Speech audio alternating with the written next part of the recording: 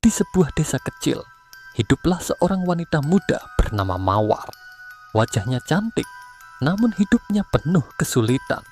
Kemiskinan menghimpitnya sejak kecil, dan kini setelah dewasa, ia harus menanggung beban hutang yang semakin menumpuk.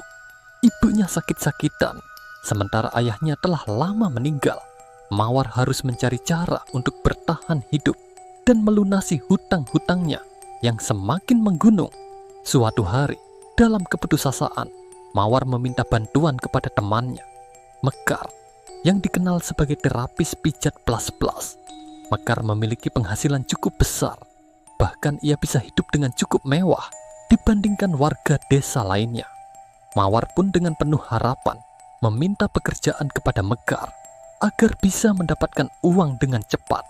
Setelah berbincang panjang, Mekar akhirnya mengajak Mawar untuk bekerja di tempat pijat tempatnya bekerja.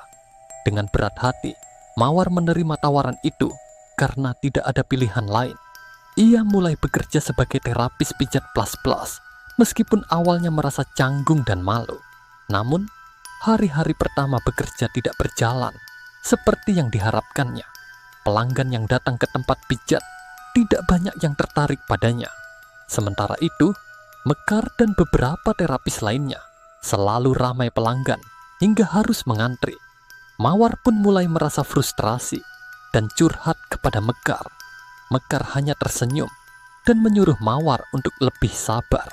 Ia menyarankan Mawar untuk belajar lebih banyak tentang teknik dan trik dalam melayani pelanggan. Mekar meyakinkan bahwa semua butuh proses, dan jika Mawar mau berusaha, pelanggan pasti akan mulai berdatangan. Mawar pun mencoba berbagai tips dan trik yang diajarkan Mekar. Ia mulai belajar cara memanjakan pelanggan agar mereka kembali lagi. Namun, meskipun ia sudah menerapkan semua saran yang diberikan, hasilnya tetap sama. Pelanggan yang datang kepadanya jarang kembali lagi. Mawar kembali curhat kepada Mekar. Ia mengaku telah mencoba semua cara yang diajarkan, tetapi tidak ada perubahan. Mawar mulai merasa putus asa dan berpikir bahwa ia tidak berbakat dalam pekerjaan ini. Melihat kegelisahan Mawar, Mekar akhirnya mengungkapkan rahasia besar yang selama ini ia sembunyikan. Ia mengaku bahwa alasan dirinya selalu ramai pelanggan bukan hanya karena keterampilan, tetapi karena ia telah melakukan pesugihan dengan susuk. Ritual pesugihan ini dibantu oleh seorang dukun dengan perjanjian kepada jin buto ijo yang tinggal di bawah pohon beringin besar dekat rumah dukun. Mekar menjelaskan bahwa pesugihan ini memiliki beberapa syarat. Mawar harus melakukan ritual khusus yang dipimpin oleh dukun, dan sebagai gantinya ia akan mendapatkan daya tarik yang luar biasa sehingga pelanggan akan berbondong-bondong datang kepadanya. Namun, ada pantangan yang tidak boleh dilanggar. Jika tidak, akibatnya akan fatal. Putus asa dengan kondisi hidupnya, Mawar meminta Mekar untuk mengantarnya ke rumah dukun agar ia juga bisa melakukan pesugihan yang sama. Mekar sempat ragu, tetapi akhirnya mengiyakan permintaan Mawar. Di rumah dukun, Mawar menjalani ritual pesugihan sesuai arahan.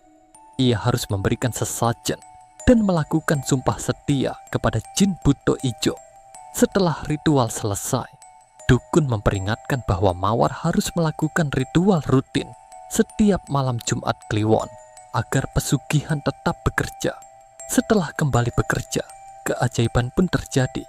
Mawar tiba-tiba menjadi primadona di tempat pijat. Pelanggan berdatangan tanpa henti, bahkan beberapa di antaranya rela menunggu berjam-jam hanya untuk dilayani olehnya. Berkat pesugihan itu, Mawar berubah menjadi orang kaya raya di desanya. Ia membeli barang-barang mahal, mengenakan perhiasan emas, dan hidup dalam kemewahan yang tak pernah ia bayangkan sebelumnya. Banyak orang mulai mencari Mawar untuk menagih hutang. Dengan percaya diri, ia pun melunasi semua hutangnya, membuat orang-orang tercengang dengan perubahan hidupnya. Tidak hanya melunasi hutang, Mawar juga membeli rumah besar dan mobil mewah. Namun di tengah ia semakin kaya, ibunya yang sakit-sakitan akhirnya mengembuskan nafas terakhirnya. Ibunya pun tidak sempat melihat kekayaan anaknya sendiri. Tetangganya mulai curiga dengan asal-usul kekayaannya. yang begitu mendadak itu. Setiap hari, kabar Mawar yang mendadak kaya raya ini menjadi perbincangan banyak orang. Banyak pelanggan yang mengejar dan menidolakannya. Kehidupannya bak artis di tempat kerjanya.